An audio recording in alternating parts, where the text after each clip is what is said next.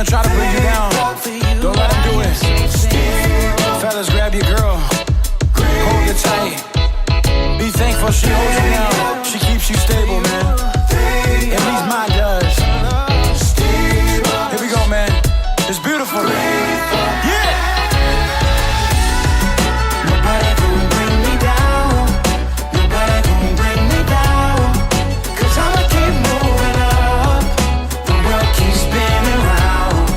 Nobody gonna bring me down. I lost but I am found. Nobody gonna bring me down. The world keeps spinning round.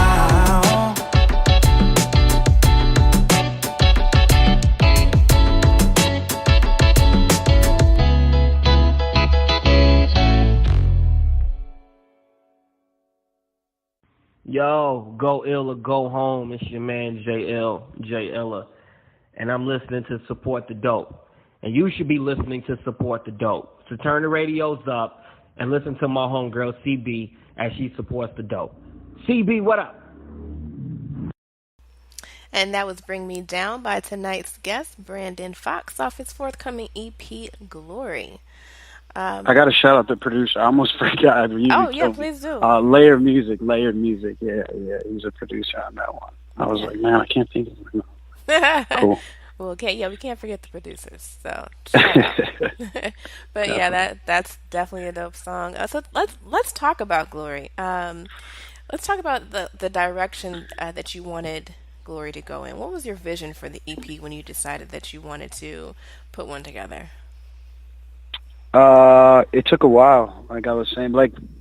So I want to say we recorded at least 30 something songs, and at first I was talking about the basic stuff. Mm-hmm. You know what I mean? Like going out to the club, finding that girl, getting that bottle, drinking this, smoking this, and it was just trendy. You know what I mean? I was just following the trend. I put some auto-tune on everything. And then I had a conversation with some people on my team, and they were just like, you got to stop. Like, you got to think. Like, you have something special to tell these people. You know what I mean? Like, you have a story that can resonate so much and have so much more meaning than just talking about the basic, the go-to, the stuff that you hear on the radio. Mm-hmm. So I mean, once we figured that out, I forgot what event it was, but I was playing a show with Taylor, and it was the same day that Chance did the magnificent coloring book. Yeah, the one that right on. Yeah, so we did the show that it was with Common. I forgot what gig it was, but anyway, we did the show there, and everybody was going to go head over to that. Mm-hmm. And my manager was like, "Yo, you should go home and write." And I was like, "What? What do you mean? I'm trying to party with y'all, man. You trying to cramp my style? You got work to do, man. Brandon."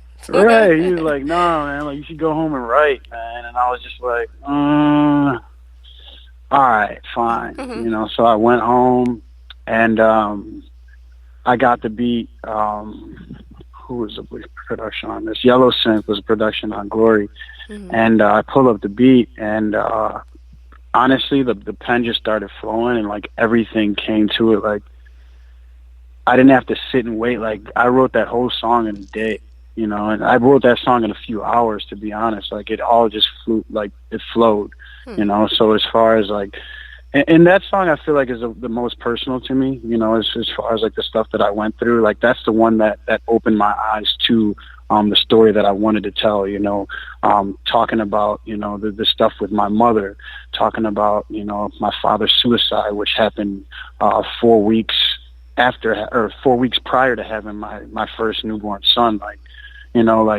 Putting that all on the paper was therapeutic for me, but at the same time, I think it created a beautiful song, that a lot of people can gravitate towards. So,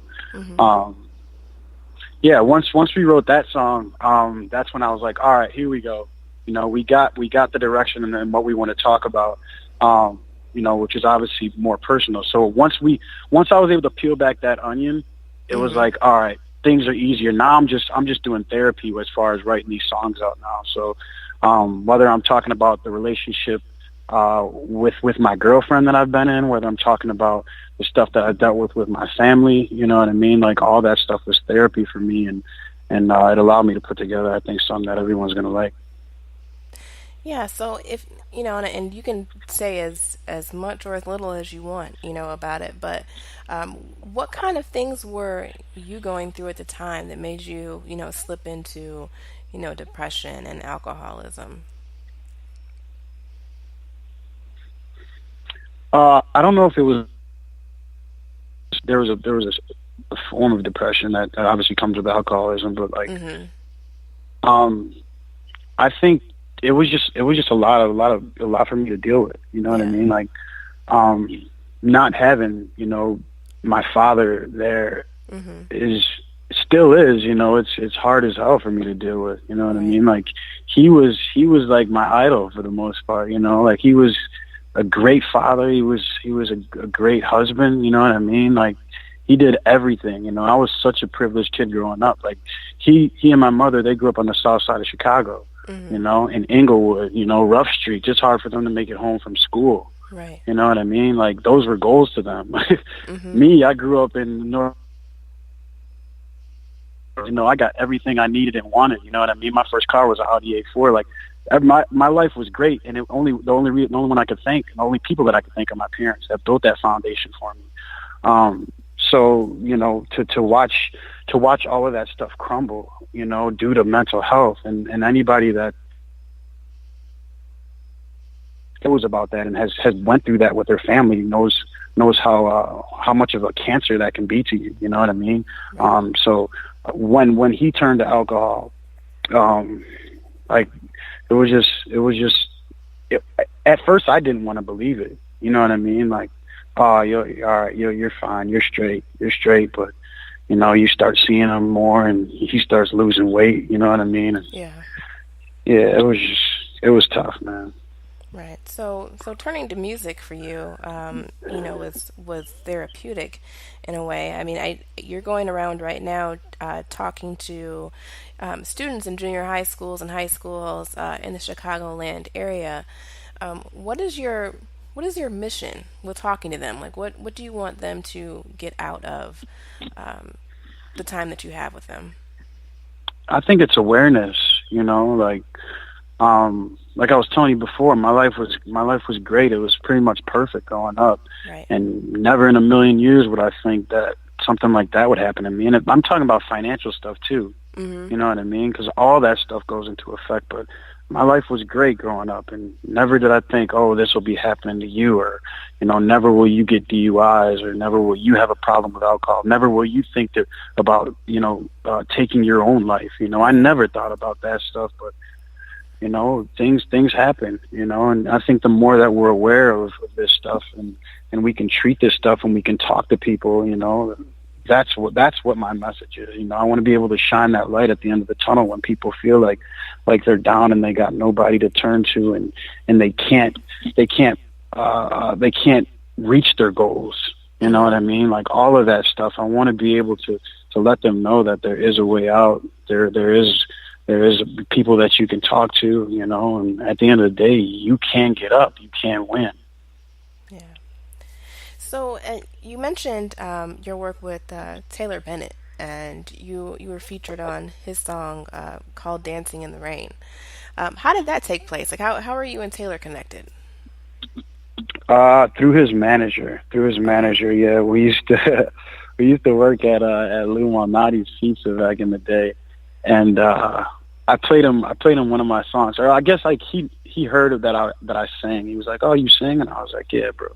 And he was like, "Oh, you sing or you really sing?" And I do a little something. No, because he's like, "You sing or you really sing?" And I was like, "Hold on." I sent him a track that I was working on, and he was like, "Oh, okay."